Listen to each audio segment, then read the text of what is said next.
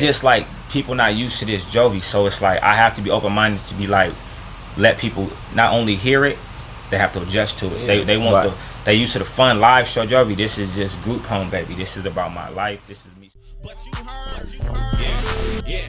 What you heard, huh? What you heard, you can hear a motherfucking thing.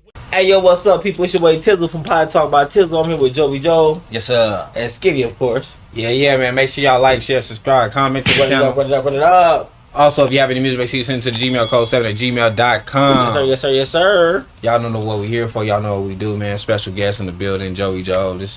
He family, damn. Yeah, this one. You know, I talk to this nigga all the time. Yeah, you know, man. Love. So go ahead and give him all your information, man. Man, shit, if you don't know, on Instagram it's 5'4" Jovi Joe, the number 5, the letters FT, the number 4, Jovi Joe.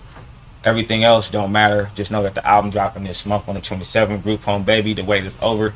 Highly anticipated. Even if you ain't anticipated, I did. So it's highly anticipated. You know what I'm saying? So let's get it. Let's go. So man, when the last project you dropped before this? The last project I dropped before this was Self Sufficient with my brother Goliath Cruz. Shout out to Goliath Cruz. Shout out Goliath, man. Yeah. Okay. How long ago was that? 2018. We ran that all the way up to like the end of 2019. That's what's up, man. Yeah. I know you, man. You like when you do shit, you usually do it the right way, man. So Yes, sir. I know you're gonna put a lot behind this album. How many visuals you think you're gonna drop with it? We gonna just keep shooting, man. we already got something done right now, like something done in the vault already. So we just gonna keep shooting, man. We're gonna try to keep bringing these chapters of my life and to you visually wise. You know what I'm saying? So more of a story aspect when you see the visuals, like definitely. My life. I'm working with Whoview TV, and then my cousin Mo Stacks out of LA. My cousin's a big time lawyer in LA, and he found like how I do music, and then my passion on the side is training. He do lawyers, his lawyer shit, get millions off of that, and then his side passion is film and directing shit. And he's super nice. And him and my brother Will Whoview, they together going crazy for me right now. You know what I'm saying? So I can't lose right now. Right.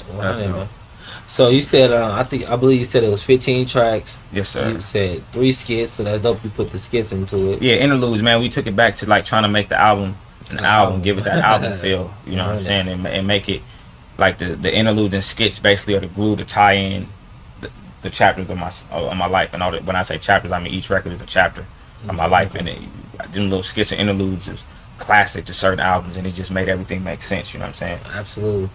Yeah. And we heard most of it. And, me and Skinny even discussed this last time. You gave us a sneak peek of that shit, and then you dipped for like fucking 5 months or 6 months or some shit.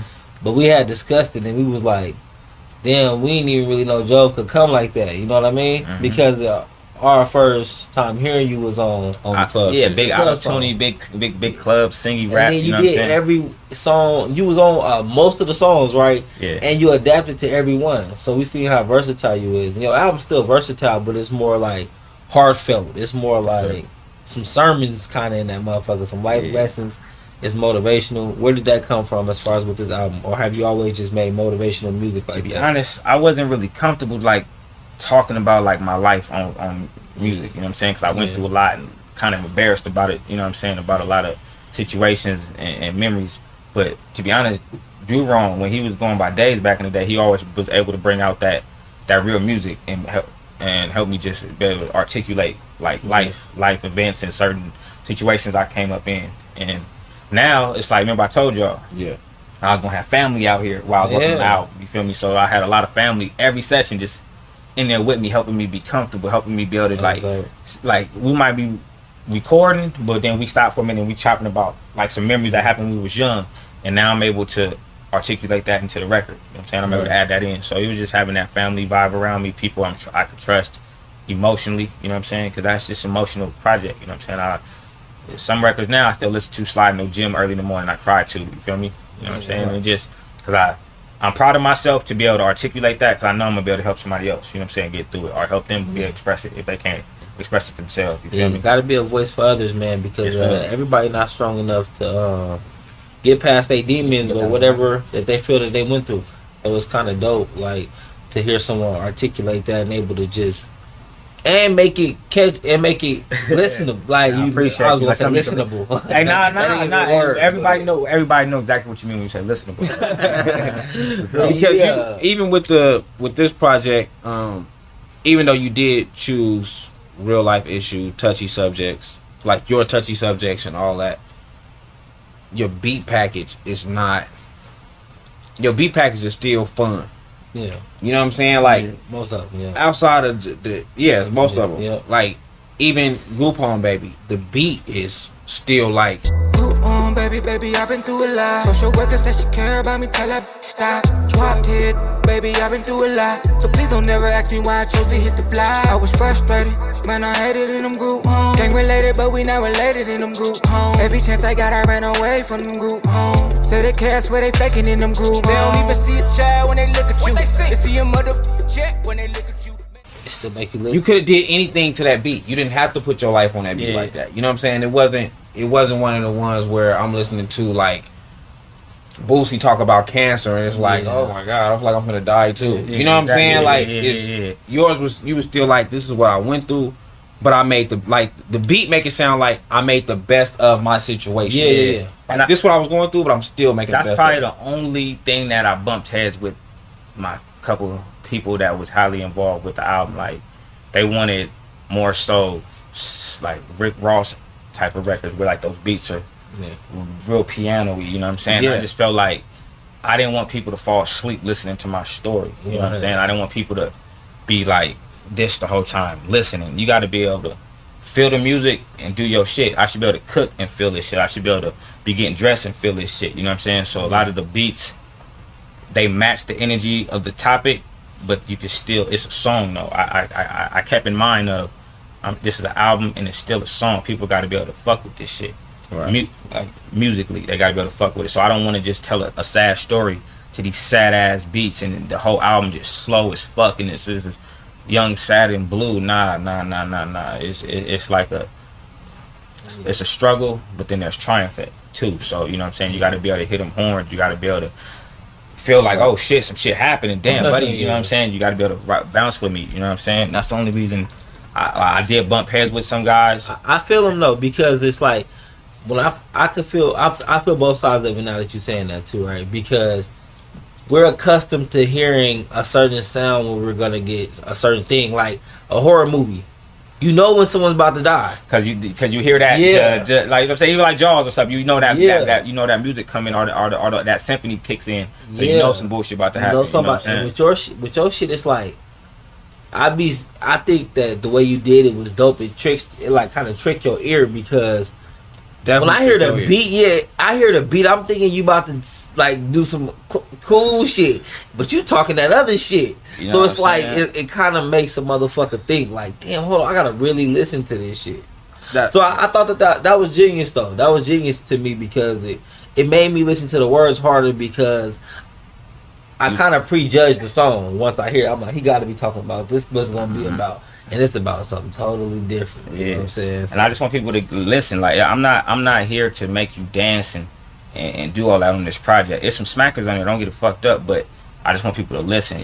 And if some people gravitate towards it because they have a story or they have some obstacles or adversity, everybody has it. Different types, different backgrounds, different forms. Facts. If you ever went through something, you gonna fuck with it. If you don't fuck with it, I still fuck with you because this might not be the Jovi you fuck with. You might want party Jovi, but he gonna be back. He already back. The project was done in May. I done probably did 10 features and still cooked up 4 or 5 other singles. You know what I'm saying? We just in the vault, we cooking. I'm locked in right now. Like the training, where I'm at with the training and music, that's all I'm doing all day besides being a dad. So like once the album was done, we still. And that's what I feel like that music did. Like when I was listening to it, because y'all know I be getting shit early, right? Dude on here hit me like, listen, check your email. You know all the love though, all the love. They be connected. So when I got it and I'm listening to the tracks, like I told Dude Wrong, I'm like, this Group Home Baby, I'm really fucking with. I was like, other tracks, I'm fucking with it, but it was kind of like one of them, like, I know I need to hear this more because I was expecting something. You know what I'm saying? So it's kind of like, you know, I like you expect so much from a movie, and then when you don't get that, you be like, oh, that movie sucked. But then when you go back and you watch it, like, You hit your ass. the new Space Jam was like that for me, right? When I watch, I'm like, this sucked. And then when I went back and I'm watching it with my daughter, and I'm seeing my daughter so excited and so happy, and it made me look at the movie different. I'm like, no, this is a pretty decent movie. And that's kind of what some of them songs did for me. Like Group Home Baby, I instantly got into it. That's some shit though. You know what I'm saying? Right. And that's the title. For y'all who don't know, that's the title song of the album. So, that song, I was like, I instantly got into that. And then when I got to other tracks, it was like, I like this beat, but I'm not really focused on the words at first. And then I'm like, me and Duron talked about it, and I went back and I'm like, no, this song is dope. You know what I'm saying? Yeah. Like, and listen, like do wrong. My cousins, they like, listen, bro, you have to be ready mentally to have like tough skin. and you resent me one. You resent me a remastered version. You was like, bro, he sent you the wrong version. Let me send you this one. And then that one, I was like, okay, I hear the difference. But it's just like people not used to this Jovi, so it's like I have to be open minded to be like, let people not only hear it, they have to adjust to it. They want they used to the fun live show Jovi. This is just Group Home Baby. This is about my life. This is me slowing it down to talk to you. And at my age now, I feel like I can finally talk about this, and it's needed. It was really therapy for me. I didn't do this for nobody but me, and I was able to do it. And I feel like a lot of the weight was lifted off my shoulders on top of me being able to listen to my life story. And I know I did that. I wrote that. You know what I'm saying? Yeah. I did that from top to bottom, and then I did it with family. The producers, two producers. I got one feature on there. Two producers worked on the whole shit. One studio. It's like I kept it all the way in house. I wasn't in a rush. How long? I think I finished the album in like 3 weeks from top to bottom. Damn. Okay. And I was not rushing it. I expected it to take 3 months, 6 months. Yeah. It's just I was in the studio consistently, and everything was vibing. The beats, just the concepts, the conversation, the energy was there. You feel me? I had people assisting. Like some people are not that line. You can go harder, Jovi. Oh, that's it. And I'm thinking, nah, I can still go harder. So everything, it was so much love and input into a project that everything cooked up quick. So in 3 weeks, I still was ready to record. So then now I'm knocking out features. Now I'm still doing singles, and we got so much in the vault that it's retarded right now, man. And I'm just thanking God that I'm in a position right now, musically and mentally, to be where I'm at. You know what I'm saying? For this project, you said you had your family around. Yeah. And that's how you build it. Shout out to the family. Yeah, shout out to the gang, man. We're pulling in that energy. Is that always your style of creating a project?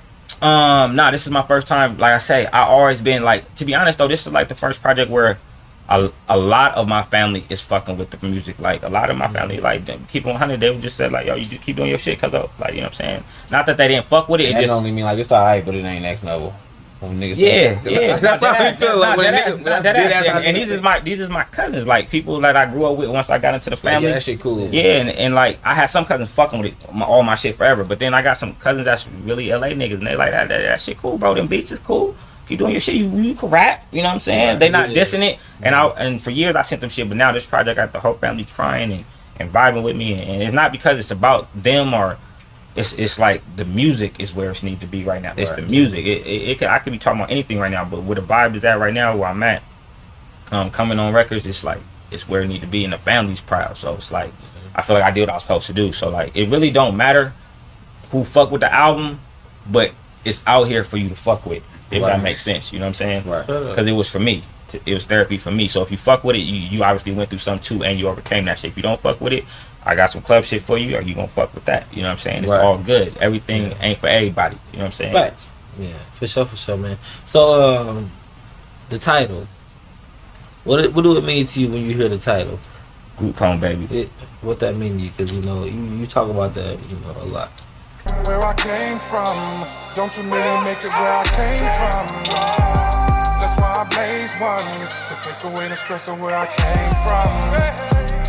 And it's amazing to see just where I'm at when the day's done.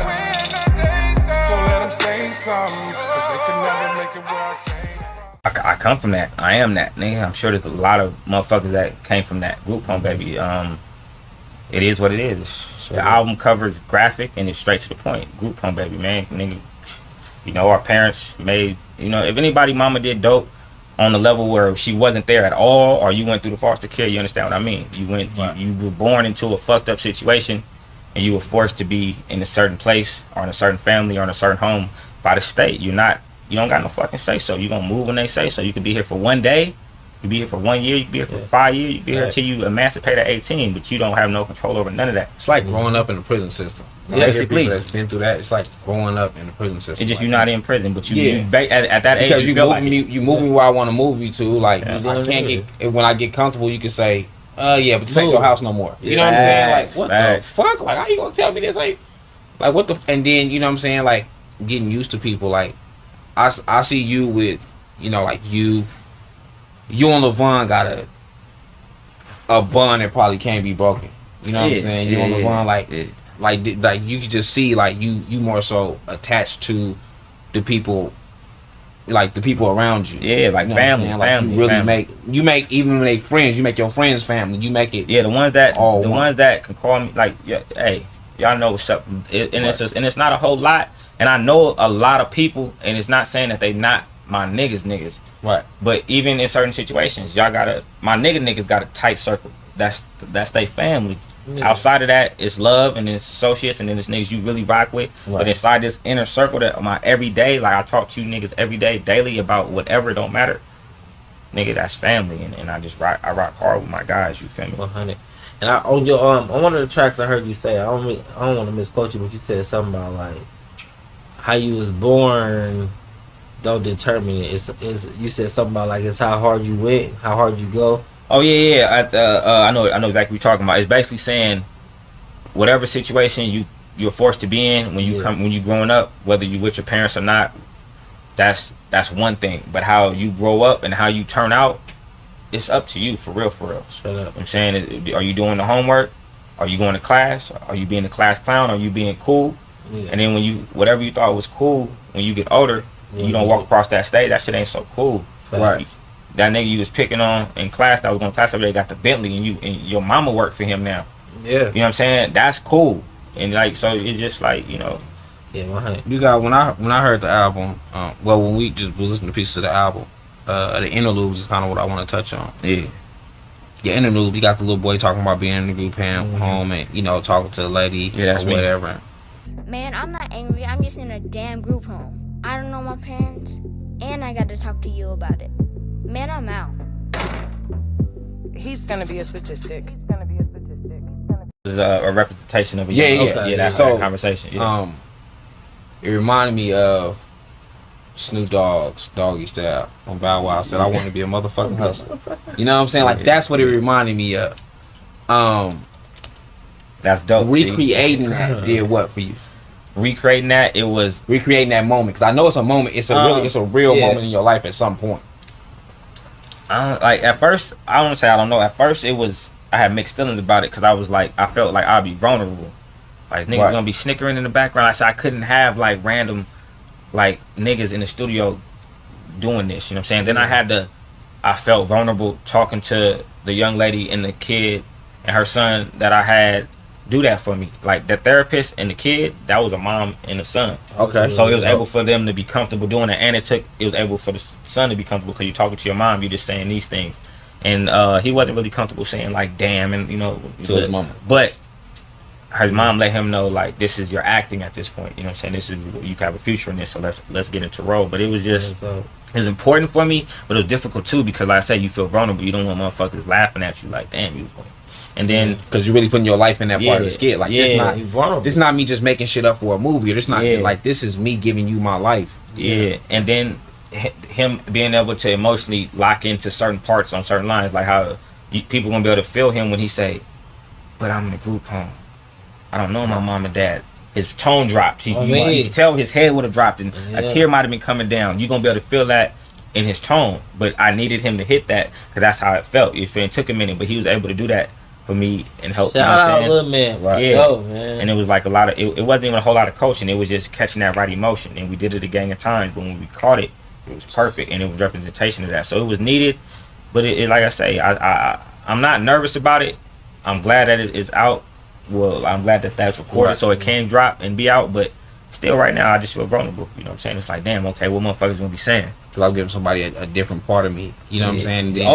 The most scared part, the part that you want motherfuckers to not see, like the scared kid that's still in you. You feel me? And even though you're a grown man and you stepping, how you stepping, or you been successful in certain aspects of life, you still got certain insecurities and skeletons that you just like maybe haven't conquered or dealt with, or demons. You feel me?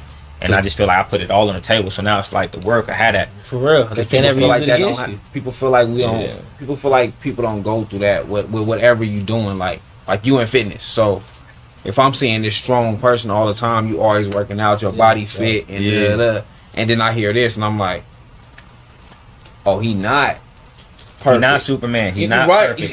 He's not that perfect. And I was saying some shit on there. Like, people used to call me Whopped Head. Like, bro, I used to get that all day. Like, I got a little peanut head, bro, and that shit did. And as a kid, bro, it was like killing me. You feel me? On top of like being embarrassed, social workers come, social worker, oh, you in the foster home? Oh, that was the worst. They found you in a foster home. They get to tell you don't got no mom and dad. I'm taking off on everything, moving. The teacher can get it too, bro. Now I'm not a new foster home. Right. New group home. You know what I'm saying? Because they done found out. I had it to where they stopped even sending social workers to the school. I used to just take off on them, like, because you're going to embarrass me, so I'm going to just act a fool, so you can't even get into school for real, and tell them, I'm going to just take off on you. I'd rather go to Jovi real quick than be embarrassed at this school. I'd rather be like, that nigga Jovi, little Bobby acted. Right. He took off on an adult. Nah, they learn, like, y'all embarrassing him. Sending him these to them schools. Right. They coming in, they getting you out of school. Your social workers in the front bar. Come on, start me out, bro. What do you mean? Yeah, and I got to keep on. Like, and so going back, and tapping. Start me out, man. So going back to this album, you tapping into that thing, and then the song for Vegas. Back in 07 in the 702, niggas win a battle, so we let them roll through. Easy battle, fresh ab, easy beat, fresh ab, fresh had to pay since then we was cool. Back then, fresh ran around with jazz every day, and them baller boy niggas had it poppin' in the vague. Me and Easy Rebel trying to keep up in the race. We would show up to rap anytime, any place. SU Preem ran a battle rap scene, cut our black knees in the whole triple league. Easy battle Preem, 100 people at the park, and we did it at the dogs for the God. Yeah, right. The song you let us to. I owed Vegas that. I owed Vegas. I couldn't have an album about my life without Vegas in it. And I ain't saying like just a line or something, not to be disrespectful. Being in this circle of Vegas music for as long as you've been in it. Yeah. Like now we got a growth part of it, but how is it? Like we sat here and we watched that old video and I was like, oh shit, Jovi was in this? The shit with Priceless. Yeah, Priceless. Big gun, gotta hold it like a banjo. Mask up, ride out when the cash low. Well known fact, on a track to act the asshole. Headed to the cash though, burner on my waistline. Fat ass, but she got a swim waistline. Get a face while a young nigga FaceTime talking about money, moving things across the state line. I didn't know you was in there. Shit. Yeah. I'm like, oh shit, Jovi was in here. So you go back so far. You know what I'm saying? I got blessed though. Me and Easy got blessed to be out here at them golden years, man. That shit was dangerous, but yeah. Y'all was here in the prime of the prime of battle rap in Vegas. Gang banging. You know what I'm saying? Yeah. And that was gang banging. Y'all was here for the spark of Vegas. Yeah. Like that was the spark of Young Baller started going crazy. Exactly. Crossing them and Team Gutter was going crazy. It was a lot. So Drew was going crazy. We moved out here.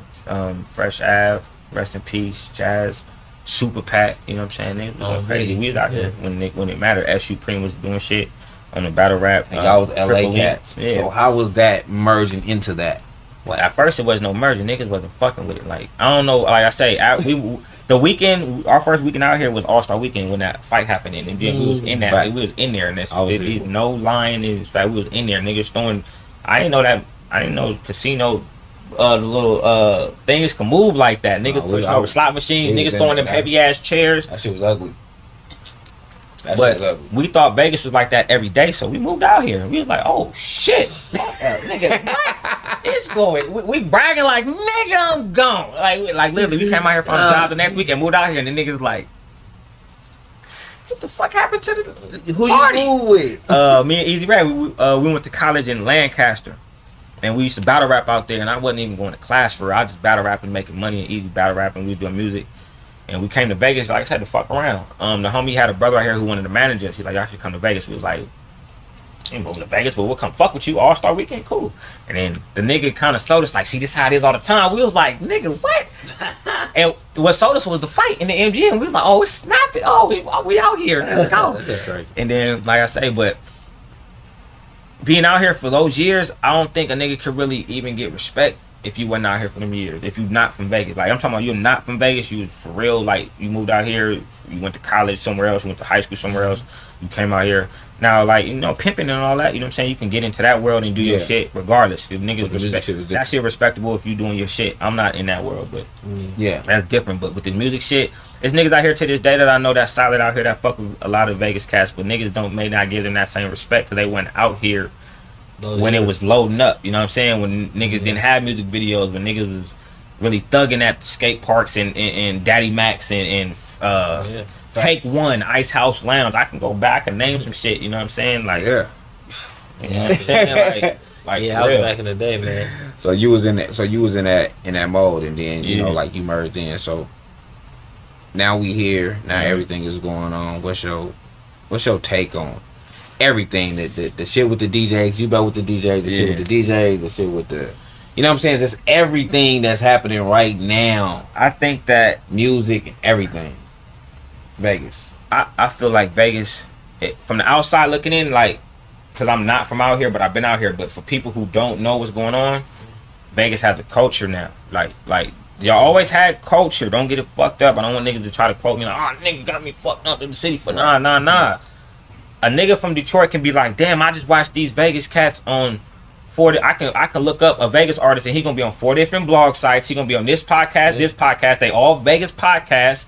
He gonna be on this internet radio station. He got this cat behind him. He got X amount of videos. It's super. It used to be back in the day you couldn't really, if you weren't fucking with a tape price, you probably weren't getting a video shot. You know what I'm saying? If you and at one point, like I said, Whoview TV been doing this shit, and then you still got Real House, you got Great Page, you got all my two guys I fuck with. You know what I'm saying? There's so many different video guys out here to help artists get their videos out. Whether they get 10 views or 10 million views or 1 million or you know what I'm saying? It's platforms to be seen, and then it ain't so much bickering between the artist shit on some politics. It's a lot of love being brought and niggas is collabing now and exposing each other to different. I got my fans, you got your fans now. We all got fans because niggas ain't really on politics, and it's like kind of how Nipsey helped break that barrier in LA. Right. You know what I'm saying? So now I see as a whole with Vegas, I love what I'm seeing, but Vegas to the outside looking in has a real culture now. Yeah, you know what I'm saying? Real platforms that everybody can go look at. Like y'all don't need a world star right now. They can get on Coach 7 and everybody gonna know who you are tomorrow. Do they fuck with you? It don't matter. Everybody gonna know who you are tomorrow. It ain't been like this ever in Vegas. Tomorrow. Now maybe if a tape price shot your video back then, you might get a little, you know what I'm saying, love, but right now you get on Take One, you go on Room Service Radio. Everybody gonna know who you are. You know what I'm saying? Right now, now you got directors. So now after they hear you, they can pull you up. Now it's streaming now, so you don't gotta have a gang of shit on. What was some of the little streaming sites back then that you had to adapt Piff and all that? You know what I'm saying? Anybody can pull you up on the Spotify. You know, it's culture out here, and that's what it needed all this time. It's finally like culture for the world to see, not just like, oh, is that the Strip? Niggas know it's Vegas gangbanging. Niggas know it's Vegas music out here. Niggas know it's politics. Niggas know it's pimping. But you know what I'm saying? But now you hearing niggas stories. But now it's artists. Niggas hearing artists. Niggas is hearing DJs. And like you say, the DJs need to do a little more to push the scene now, because now it makes sense. Y'all wanted it to make sense now all this time. It makes sense now. Facts. That's what y'all wanted all this time. Make it make sense and we'll fuck with it. It's making sense. And then like they need to do shit like Do Wrong and couple other like Kelly J. Listen, tap in with y'all. Now tap in with these young artists that they not booking. The nigga who just turned 21, the nigga who 22, the nigga who gonna be 20. Tap in with them. They're not tapping in. Everybody tapping in with the artists that they already know, which is dope. But it's a lot of y'all put us up on a lot of young niggas that I'm fucking with. I tell us all the time, I can't wait to do records with certain niggas. You know what I'm saying? 100.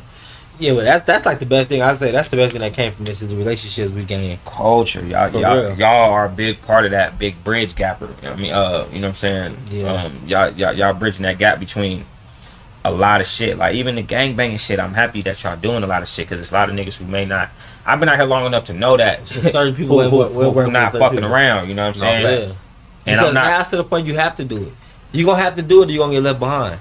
We're gonna have to if you want to do music. If you want to entertain motherfuckers and get a real bag about the shit, you gonna have to get over that shit. It's not big enough. You're gonna have to mix with somebody. Gotta get you know what I'm saying? Gotta do it. For real. And I be telling like a lot of the OG rappers, man, like Go get one of them young niggas and put them niggas on the chorus. Nobody got more swag than these young niggas. You can have 50,000 on your young nigga and come in with $20. I guarantee you, he'd be more fly to you. It's a few young niggas, bro. I'm nice, but it's a lot of young niggas. I'm trying to fuck. Hey, do your shit, man. Yeah, that shit hot, and it's dope, and it's different. You like good music, yeah, and it's different, my nigga. I write music, so it's not like I'm just stuck in one genre. I write music for a lot of artists and a lot of different shit. It's just these young niggas got that shit, nigga. Yeah, and there's so many elements. There's so many elements to being an artist. Like you said, you know how to perform. You know what I'm saying? Like you got the performance side. There's some artists who can make good music, can't perform. You know what I'm saying? It's like all these different elements that's involved right now with, you know, just with the hip hop, with everything that's going on. It's like now artists know, like, damn, I have to be more well rounded. Yeah, and working. At one point, niggas didn't feel like that. Niggas feel like I got what I got, and that's like I am who I am. Now niggas is like I have to become more well rounded because niggas just want to be popular. I was always niggas just want to be popular. Niggas they'll drop one hot song. Back in the day, niggas would drop one hot song or one hot mixtape and won't do nothing for years, like they was Mariah Carey or something. You feel me? Like long as they whole hood be like, hey, you got that one song? Niggas was cool with that. Now niggas seeing like, hold on, the world is big. And I think when it comes to certain artists being able to say like, I'm making $1 with my music, like I'm making some money. Niggas making my music is actually making me money. Like my nigga West. Yeah, Shout out West. It was so many niggas. That's my nigga from way back too. Right, it was so many niggas for so long that didn't know how to get $1 out this shit. Like was just recording and doing all the shit, and now you got niggas that's getting the money, and now I think artists is like, oh shit, we can get paid. Yeah. Like, like niggas are starting to figure out we don't need a label, which is the best thing to do right now. You gotta look at artists like Young and May. Niggas gotta pay attention to her, bro. You gotta look at niggas like Tech Nine. Niggas gotta go do some homework, read up on them, like pay attention to the little couple moves they make. What year did they make the most money? You know what I'm saying? Like, when did they really break out? You know what I'm saying? When did they all of a sudden have a cult following? Why do they have a cult following? You know what I'm saying? Why can they drop anything and it's gonna go crazy regardless? You know what I'm saying? Like, even I don't know if Tyler the Creator is signed to anybody right now, but like he has a cult following. I know people who fuck with this nigga different. Hobson, you know what I'm saying? Niggas fuck with him different. You know what I'm saying? So it's like niggas, even without the label, you gotta aspire to want to do that. You know what I'm saying? And shit, you just gotta figure out how to do it and do it different. Because it's been done so many different ways already, you know what I'm saying? To make somebody hot. Yeah, absolutely. For real. It's been done so many different ways. That's some real shit. So down with the point of y'all changed the scene. As in what? With the DJ Do Wrong. Yeah, he like DJ Khaled and shit. You know what I'm saying? Like y'all changed the scene with that project. We sat and planned this stuff. We sat and planned every detail. Everything that people think is like miraculous, we planned this shit. Like we talked about it. It's written down. Like no cap, like no bullshit. In facts. I'm going on 2 years. We sat down and talked about this exact shit. I told him how it would happen, what would happen, but how much work it and how patient you gotta be. It's a lot of work, but it's more patience than anything. Cause shit, you want to get lit, it take a minute to bring the awareness. And you know what I'm saying? So one thing I want you to kind of touch on as far as with these youngsters is like you said, is shit like that. Like y'all changed the game. Where do you find comfort in being different? A lot of people is not comfortable with trend setting. Yeah, for real. Mine's come from always being the nigga who couldn't be a trendsetter, who got laughed at, who always got overlooked. So I always worked hard just to not so much stand out, but to fit in, earn whatever spot I'm gonna get. I always thought like I'm gonna earn that. Like I don't give a fuck who here, how we doing it. If I'm trying to get where this person's getting or earn this spot, if it's open and we have to see who's gonna get y'all. I hope y'all go. Like you know what I'm saying, like, and I'm just saying like in any aspect of life, because I always got overlooked to where I didn't even get the opportunity to try to get it. It was like y'all three go, you're a little far from nigga, get the fuck out of here. Right. Little ass. And I always been small, so I always got overlooked. So now it's just like I don't want to be different. I just want to be me, and I just got like a mental drive about myself. Like I could have been like this towards the drug game or finding drugs, doing drugs like my mom's and shit. You feel me? But I just found the drive to always be great. You know what I'm saying? I always wanted to prove the system wrong. It ain't nobody else. It's always like, I think I told so many times from the social workers and teachers, you ain't shit. Look at you. Look like, you know what I'm saying? In front of the class, look at you. You used to have little, like, bigger, older niggas hide some of my shoes sometimes, so I gotta go to school with one shoe, and niggas be on my ass all day about the shoe. You know what I'm saying? And nothing I could do about it. You know what I'm saying? So it's like, all right, I'm gonna prove all you motherfuckers wrong, bro. So it's more so about the system. And even today, I still look at the system. Like, when cops see me, I want them to see a step up. Nigga, I ain't in nobody's house, nigga. I ain't out here doing none of that, bro. I'm getting a legal dollar, nigga, and you can't fuck with me. If you fucking with me, you ain't gonna be able to take me nowhere because my shit legal. And I feel like that's gangster. I used to do everything dumb, you know, the dumb way, so I can go to jail, and then that's not gangster though. Just gangsters ain't going to jail. You know what I'm saying? They getting a gang of money, staying out the way, and throwing on the suit, tricking your ass. That's gangster, and that's the way I feel like now. I just move like that's like gangster to me, bro. I'm just staying out the way, like, you know, I just do me, and I keep everything official. I'm trying to, when I say official, legit. Right. You know what I'm saying? Even with the business and the fitness, everything trademarked, everything LLC. This business.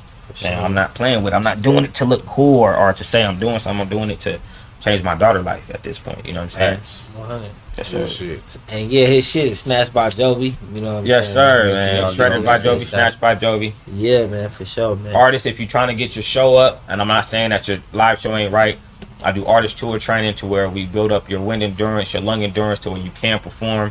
You won't cramp up, you won't get tired, you won't have muscle spasms and shit on stage. Trust me, I've been there, I've seen it, and I've been at big shows with artists, you know what I'm saying? When they drink too much or they smoking too much, you at a different altitude, come holler at me, I'm gonna get you right. You know what I'm saying? And this is not me saying that your shit ain't already right, but let's take it to the level. You want $1 million shows, you want to get that 200K like Moneybagg Yo for your show, it take a lot of shit to do that, you feel me? So let's get it.